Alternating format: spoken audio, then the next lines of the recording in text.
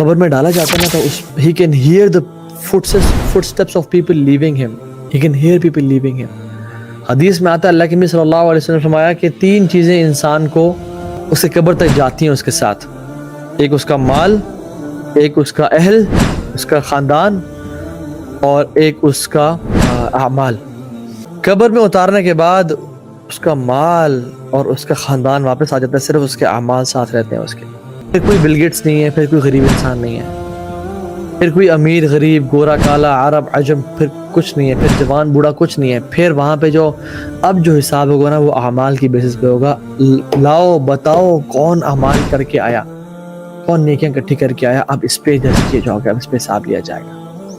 تو جو شخص ہوتا ہے نا جو گناہگار ہوتا ہے وہ بلکہ چیختا اور چلاتا ہے کہ مجھے مت چھوڑ کے جاؤ، تم کیوں اکیلے اندھیرے میں چھوڑ کے جا رہے ہو. تمام مخلوقات اس کی آواز سنتی ہیں ایکسیپٹ ہیومنز اینڈ جنس، رسول اللہ صلی اللہ علیہ وسلم کی اوتھینٹک حدیث کے مطابق. اور ایک بات یاد رکھیں، جو برزخ ہے نا یا جو ان سین ہے، جو ہم نے نہیں دیکھا، اس کے بارے میں ہم خود سے کچھ بھی نہیں کہہ سکتے، نہ ہماری رائے میٹر کرتی ہے، بیکاز اٹ از ان سین. ہم صرف قرآن سے یا اللہ کے نبی کی صحیح احادیث سے ہم جان سکتے ہیں کہ فیوچر میں کیا ہوگا، otherwise no one can know اینی تھنگ.